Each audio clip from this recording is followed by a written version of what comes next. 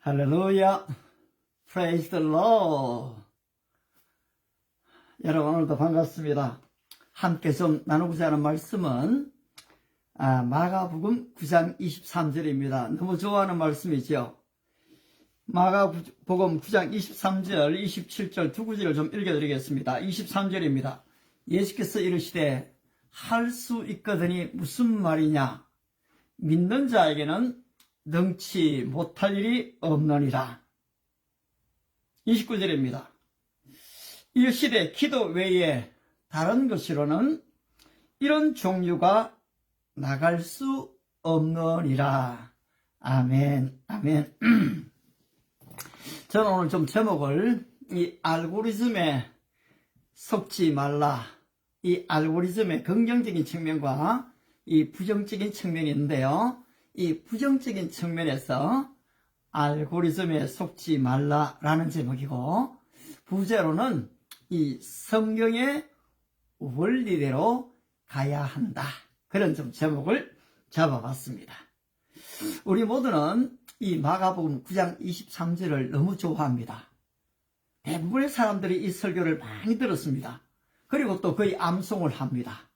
물론 장과 절이 몇 절에 있는지 잘 모르죠. 여러분, 마가복음 9장 23절입니다. 바로 이 9장은 예수님이 영광스러운 변화산에 올라가셔서 이 변형되신 그런 장면이 나오는 것입니다. 베드로, 야고보, 요한 특별히 이 세 사람을 데리고 가셨죠. 그런데 그 아래에서는 나머지 9명의 제자들이 벙어리 귀신 들린 아들을 데리고 온 이 아버지, 너무나 큰 아픔과 상처가 있습니다. 그래서 제자들에게 이 아이를 좀 고쳐주십시오 요청을 했습니다. 그런데 사람들이 많이 모여있지요. 그런데 못했거든요.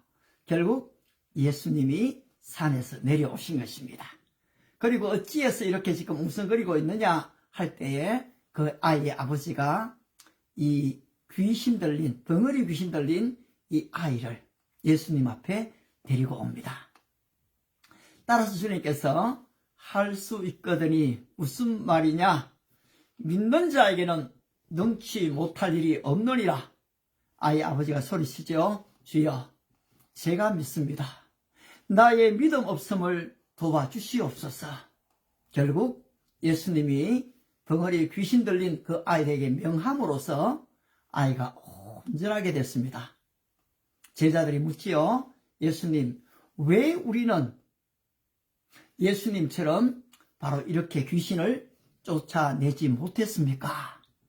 그때 우리 주님께서 기도 외에 다른 것으로는 이런 유가 나갈 수 없느니라. 여기서 좀 우리가 자칫 잘못 실수하는 것은 성경 전체 맥락을 보지 못하고 내가 좋아하는 한 구절만 딱 가져온다는 것입니다. 여러분, 이렇게 해도 하나님 우리를 긍휼에 의해서 역사를 주시는 것도 사실입니다. 그렇지만 우리가 좀 성숙된 그리스도인으로 자라가려면 우리는 성경 전체 맥락을 보는 것이 필요합니다. 바로 이런 능력이 나갈 수 있는 이유가 무엇입니까? 그렇습니다. 기도 외에 다른 것으로는 예수님이 하신 기도는 기억하지 않고 바로 이 치유의 사역만 생각하면 안 된다는 것입니다.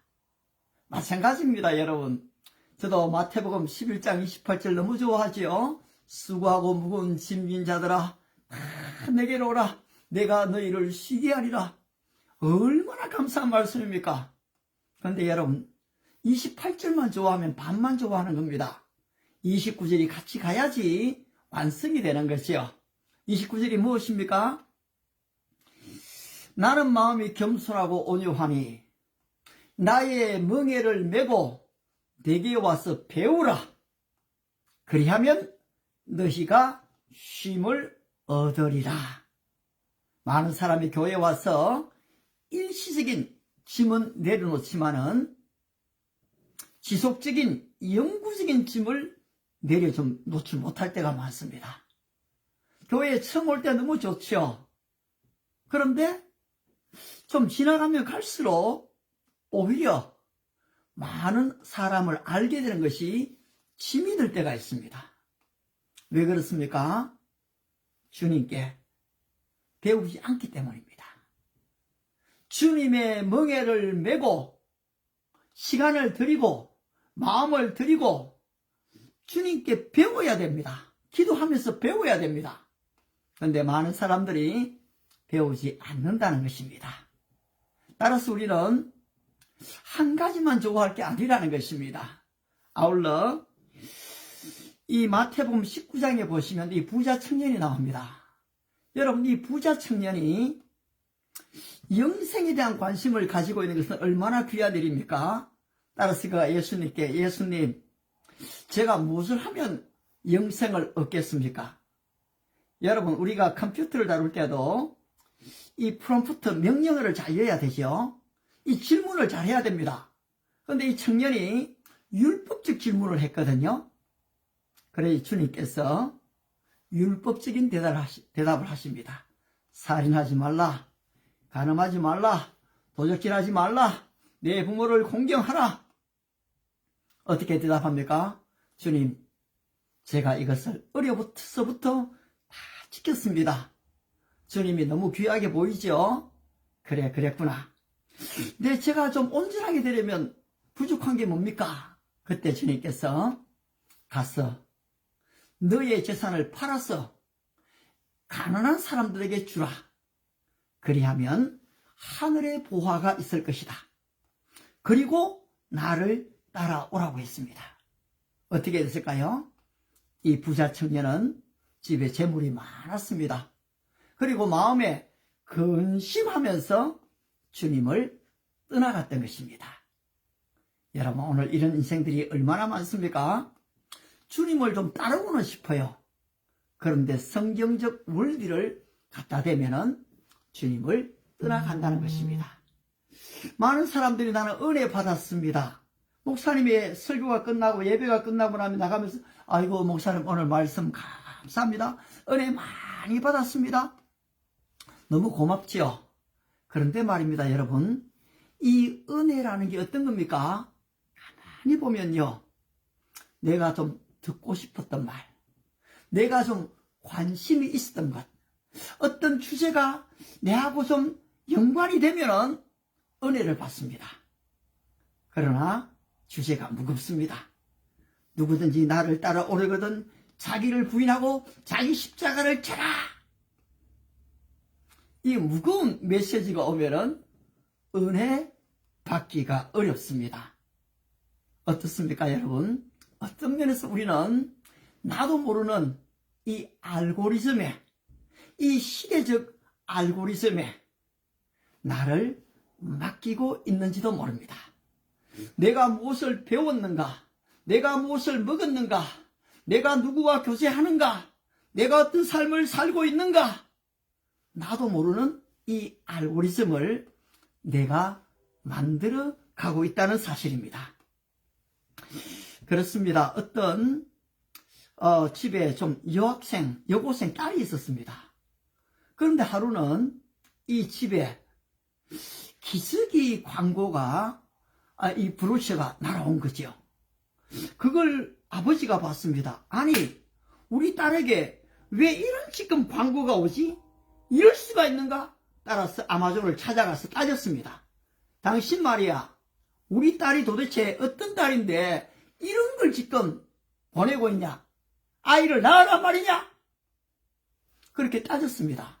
그래서 거기 있는 직원들이 아이고 죄송합니다. 저희들이 좀 잘못 보낸 것 같습니다. 이렇게 생각했습니다. 그런데 2달 뒤에 아이가 아이를 낳았던 것입니다.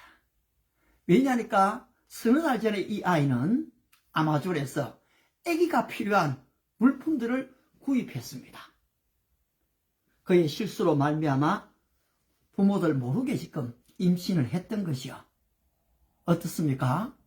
여러분, 오늘 우리가 물품을 살 때도 그 사람들은 다음에 우리가 무엇이 필요한지를 다 알고 있습니다. 이 알고리즘을 다 만들어 놓은 것이지요. 긍정적인 면에서 여러분, 이 알고리즘은 어떤 특정한 문제를 해결하거나 아니면 작업을 수행하기 위해서 단계적인 절차와 방법을 만들어 놓은 것이 알고리즘입니다.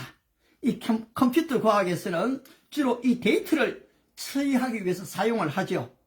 보니까 이 용어 출처가 어디인가 보니까 이 페르시아 수학자의 이 알콰리즘이 그 이름을 따서 이 알고리즘이다 이렇게 얘기를 했더라고요.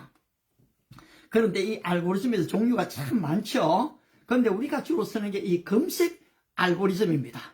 따라서 이진 탐색, 선형 탐색 이런 식으로 해서 알고리즘이 만들어지는데 제가 한번 이 알고리즘을 잘못 사용해서 패가망신한 예를 좀 들어보라고 했습니다. 그랬더니 막 코파일럿이 이 유튜브에 들어가서 참 어린 소년이 자기가 좋아하는 계속적인 게임에 빠지게 된다거나 아니면은 보지 말아야 할 이 성적 탐욕에 자꾸 마음을 뺏기다 보니까 그걸 한 번, 두 번 보니까 어떻습니까? 계속적인 게 그게 등장이 됩니다. 여러분들이 지금 보는 이 유튜브가 어떻습니까? 여러분들이 어떤 종류를 주로 보느냐에 따라서 그 다음에 여러분이 좋아할 만한 것들을 자꾸 갖다 대줍니다. 영화를 좋아하시면 그 다음 프로에 대한 영화가 나오게 되어 있습니다. 스포츠를 좋아하십니까? 그 다음에 또 스포츠가 등장을 합니다. 또 쇼핑을 좋아하십니까? 그 다음에 이 사람은 이런 것들을 좋아하겠다. 광고가 날아오는 것입니다. 오늘 우리는 우리도 알지 못하는 사이에 이 알고리즘에 다 지금 노출되어져 있는 삶을 사는 것입니다. 그런데 자칫 잘못하면 우리가 크리스찬 믿음의 생활을 하면서도 내가 좋아하는 구절들만 선택할 때가 있습니다. 물론 여러분, 하나님께서 우리에게 특정하게 이 말씀을 주실 수 있습니다. 반대하지 않아요. 그런데 말입니다. 우리가 진정한 균형 잡힌 신앙, 성숙된 신앙, 예수님의 제자가 되려고 한다면은 한 구절만이 아닌 이 맥락 전체를 보는 것은 참 중요한 것입니다. 따라서 오늘 할 수 있거든이 무슨 말이냐? 믿는 자에게 능치 못할 일이 없느니라. 너무 귀하지만은 그래 이 일을 하기 위해서는 주님이 말씀하신 기도 외에 다른 것으로는 이런 유가 나갈 수 없구나. 주여 무너진 나의 기도의 재단을 회복하게 하옵소서. 기도의 시간을 갖기로 결단하는 것은 얼마나 중요한지 모릅니다. 짐을 내려놓는 정도가 아니라 주님께 지속적으로 배우는 훈련은 또 얼마나 중요합니까? 재물을 가난한 사람이 팔아서 가난한 사람에게 주고 오느라 자기를 부인해야 됩니다. 내 몫에 대한 십자가를 지고 주님을 따라야 하는 것입니다. 바로 이때에 진정 성숙된 크리스찬 예수의 제자가 될 수 있다는 것입니다. 오늘 부정적인 측면에서 내 앞에 닥쳐오는 이 알고리즘을 우리는 거부해야 됩니다. 아이들이 아이스크림 좋아하지요. 햄버거 좋아합니다. 달짝지근한 거 얼마나 좋아합니까? 저도 좋아합니다. 그런데 그것을 계속 먹으면 어떻게 됩니까? 내 몸의 알고리즘이 그런 것만을 찾게 되어 있습니다. 그러면 사실 건강한 육체를 가질 수가 없는 거지요. 오늘 여러분, 진정한 믿음의 알고리즘, 하나님이 계획해 놓으신 그 알고리즘 속으로 들어가야 됩니다. 하나님의 계획 속으로 들어가야 한다는 것입니다. 그때 우리는 하나님께서 예정하신 그 계획 안에서 오늘 현재를 감사하고 즐거워하며 미래를 내다보고 앞날을 준비하게 될 것입니다. 바로 이와 같은 은혜와 축복이 여러분 모두 위에, 특별히 우리의 한국의 젊은이들, 아울러서 가나안 성도들 뿐만 아니라 오히려 넌크리스천들에게까지도 여기에 성경의 원리가 있구나, 내가 좋아하는 것이 아닌, 내가 가진 편견이 아닌 바로 이것을 다 깨뜨려버리고 성경으로 들어가자. 성경으로 돌아가자. 이런 은혜와 축복이 여러분 모두 위에 함께 하시기를 축복합니다. 내일 보겠습니다. 안녕히 계세요.